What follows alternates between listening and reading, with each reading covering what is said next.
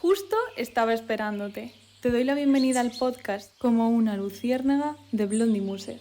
Hola, ¿qué tal? ¿Cómo estás? Te doy la bienvenida un día más a mi podcast. Soy Blondie Muser en todas las redes sociales, podéis cotillear por ahí. Por cierto, tú, con tu voto en el anterior episodio, has decidido el tema de hoy. Así que, decidido. 50-50, o sea, os puse ansiedad visual y relaciones a distancia y va 50-50. Así que hoy, que es un capítulo más pequeñito porque me tengo que ir a cerámica, que mañana tengo un viaje a Madrid express, pero dije, no quiero dejar a la gente sin el podcast. Así que voy a hacer un capítulo un episodio más pequeñito y escogí, ya que estábamos 50-50, escogí el tema, ya que vosotros y vosotras no os decidíais básicamente, escogí el ruido visual, que me parece... Voy a probar a poner el micro. Ay, que estiro el micro. No, que estiro mi camiseta. Espera un momento, ya está. Así mejor, yo creo que mejor así. El ruido visual. ¿Qué es el ruido visual? Vale, pues te lo voy a... En vez de definir con la mítica definición que pondría en cualquier diccionario rancio, pues es cuando tú visualmente ves tu casa que no tiene por qué estar desordenada como tal, pero visualmente se ve desordenada. Entonces es como, intentar ordenar la casa para que se vea de una forma más sencilla y rápida, que se vea más ordenada, ¿no? Digamos, a mí es algo que no sé por qué, pero durante la pandemia se me incrementó muchísimo, y eso que yo no soy una persona nada desordenada, nada desordenada, pero la ansiedad visual, el ruido visual, el ver muchas cosas en casa no lo llevo bien. Es más, yo creo que si veis mis vídeos, mi casa está como un poco, mi piso de alquiler está como un poco vacío. ¿Por qué? Porque tampoco me gusta tener muchas cosas.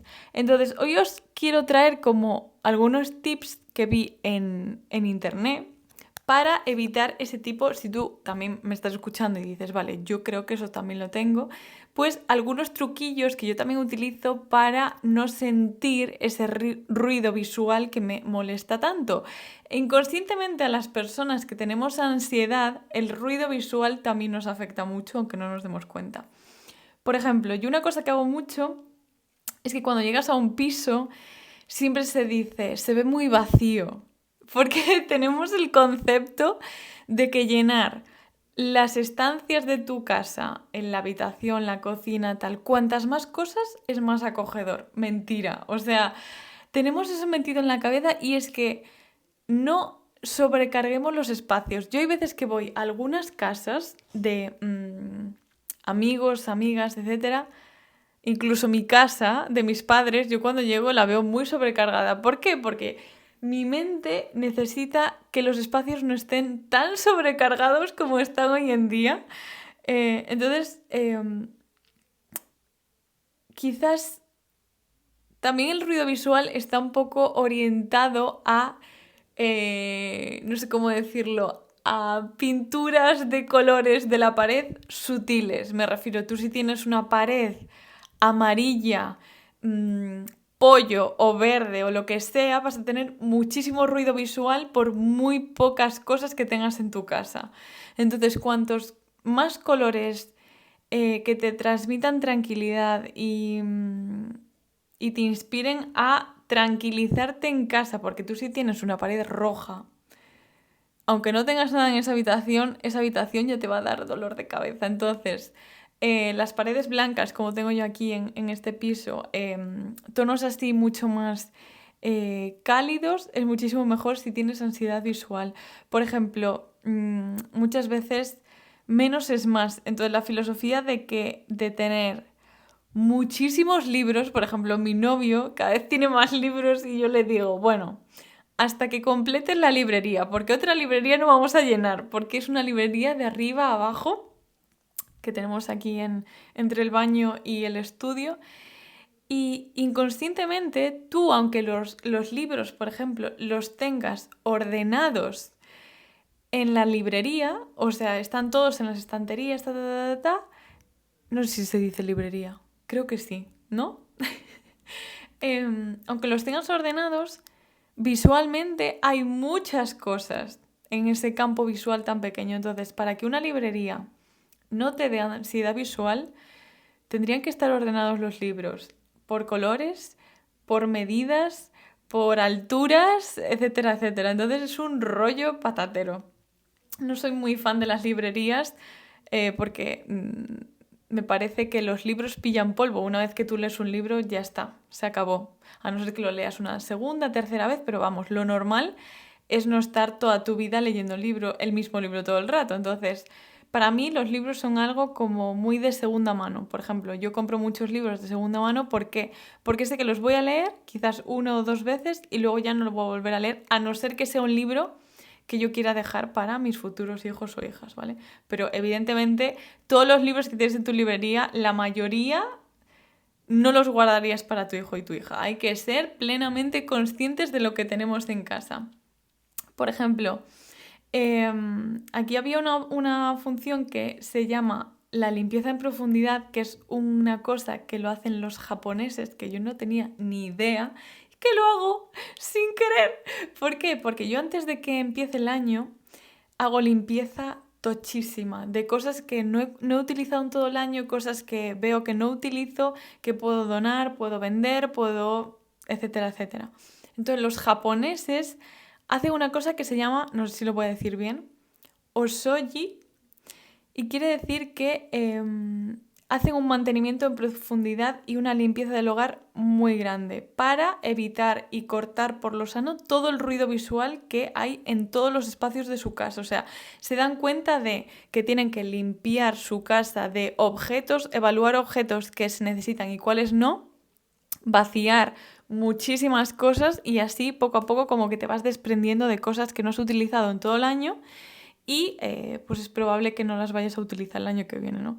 Que eso me parece súper guay porque yo no sabía que estaba haciendo esta limpieza osoji, pero yo desde que soy pequeña siempre me acuerdo de decirle a mi madre, bueno, antes de que acabe el diciembre me pongo a vaciar un poco, a ver un poco el armario, tal, las cosas. Bueno, yo ahí descubriendo cosas sin saber. Por ejemplo, otra cosa que está guay es localizar los puntos exactos que más ruido visual hacen. Por ejemplo, un perchero que tengas en la entrada de tu casa, lo más normal del mundo es que dé ruido visual.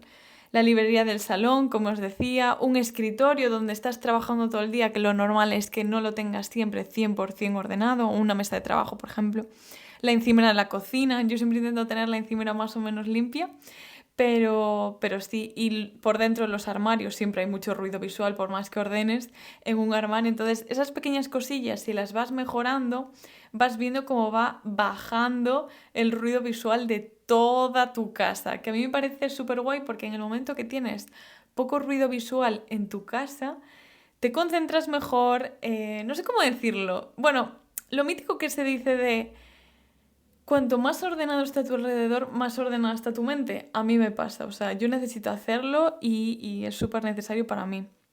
Otra cosa que me gusta muchísimo para disminuir el ruido visual es las cajas. Las cajas, cajones o lo que sea, almacenar cosas de forma ordenada evidentemente te quita ruido visual, porque tú cosas que, imagínate que tienes en el perchero de la entrada 500 bolsos, tú los metes en una caja bien ordenaditos dentro de un armario donde los puedes coger fácilmente y ya quitas el ruido visual que tienes en la entrada, por ejemplo, y los sigues teniendo ordenados en el armario, por ejemplo. Entonces, otra cosa que también me sirve mucho para disminuir el ruido visual, que a ver, que no soy una entendida de la limpieza, ni del orden, ni de nada de esto. Yo te estoy diciendo tips que te pueden valer a ti y, por cierto, si los pones en práctica, avísame porque me gustaría saberlo, la verdad. Por ejemplo, si yo tengo diferentes tipos de toallas o diferentes tipos de camisetas de deportes de poner tal, no juntes todas las camisetas juntas, evidentemente. Pon unas de deporte por un lado, otras más formales por otro. Las toallas, pues no juntes todas las toallas juntas, sino primero pones las de cuerpo, luego pones las del lavamanos, las del lavabo, luego pones otras más pequeñitas, etcétera, etcétera. Y eso te ayuda a ir como teniendo todos los espacios más libres y te juro que mi mente está muchísimo más tranquila cuando hago este tipo de acciones concretas para disminuir el ruido visual que tengo en casa, porque te quita mucha ansiedad. Muchas veces, y quiero que hagas el ejercicio ahora, si cuando estás, no sé no sé dónde estás escuchándome, escuchando esta voz tan sexy. No sé dónde estás, pero cuando llegues a tu casa o en tu puesto de trabajo, intenta ver a tu alrededor si tienes ruido visual. Por ejemplo, yo ahora que te estoy diciendo esto, estoy mirando, por ejemplo, alrededor, que estoy justo en el despacho y evidentemente hay mucho ruido visual que podría perfectamente arreglarlo en unos minutos con los tips que te acabo de decir, ¿no?